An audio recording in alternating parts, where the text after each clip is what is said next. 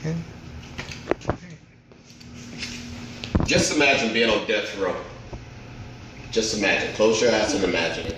Just imagine that you're trying to prove your innocence, and the FBI stated to the fact that they had a forensic expert to say that they found your hair at the scene of the crime and you were wrongly convicted, and now you're serving death row. On death row. This has happened recently.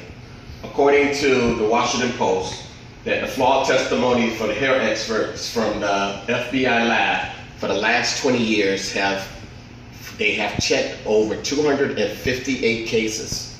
Of those 258 cases, they found that there was a discrepancy in the hair follicles at 98%. This is more than, they state to the fact that more than 2,000 cases have went through the FBI for hair analysis, and more than 98% of those could be a possible wrongful conviction. And make matters even worse, 14 people have already been executed. One life, one chance, and we have gotten it wrong. My argument today is to try to alleviate or make you guys aware of the system and how do we go about correcting it by getting away from the death penalty and to put everyone who's on death row into what we call life in prison. Like I stated before, according to this, that in the state of Florida, one person has been executed. In Texas, 5 people have been executed. Missouri, 1 person has been executed. And I think I did say Texas, 5 people. In Indiana, 1 person. We are one of the most abundant countries that have people on death row. Most people of civilized worlds, they do not have a death penalty. But according to what this right here, I call the arms of justice, that's later, this is the gavel that's supposed to be representing our court system. And this right here is the Lady of Justice. And she's supposed to be blind. As you always see, she got the scales of justice, and she's supposed to weigh it without a blind eye. But justice is not blind. According to research, that there are more African Americans and Latinos on death row than any other people. Why? I'm going to answer that at the end. According to research, that the general population of death row inmates is over 2,000 people that's on death row. Can you imagine those 2,000 people on death row? There's possibility that more than half of them have had their forensic tested by the FBI, and they may be another statistic. Over here shows the population of people on death row, and the worst is California. California have over 500 people that's serving on death row. 112 of those people are Latinos, and 365 of those people are black, and the rest of them are white. Why am I keep on reiterating this? I want to give you guys some reasons why people support the death penalty and why people are against the death penalty. And you make your determination. One life, I'm gonna keep going back to one life. One innocent life is one too many. And the first one is morality.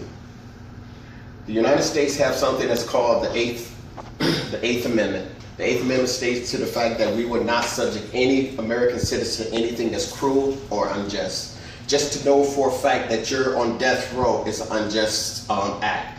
To know that you have been born into this world and they have put a date that you're gonna die.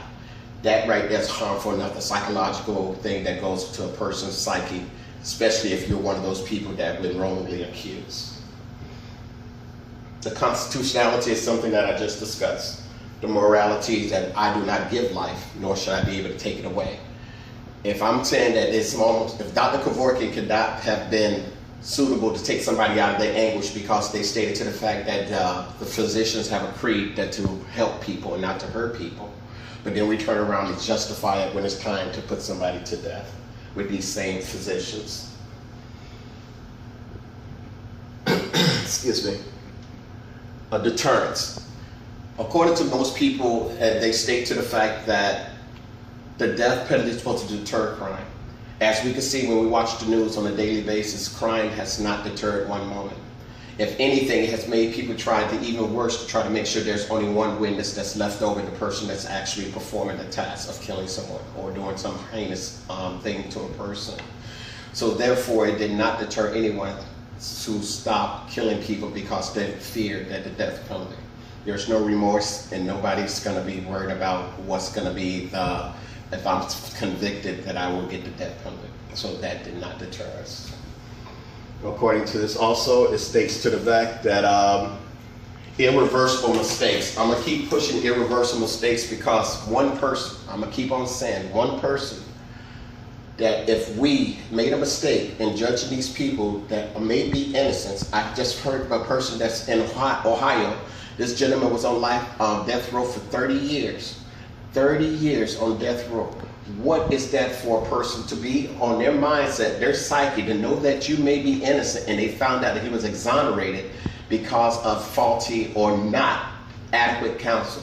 And that's my last point. I'm going to talk about adequate counsel. The poor people would not get adequate counsel. They would get a public defender. And so that these people have a caseload that is so tremendous that they just want to go ahead and plea bargain with the opposition to try to get it done.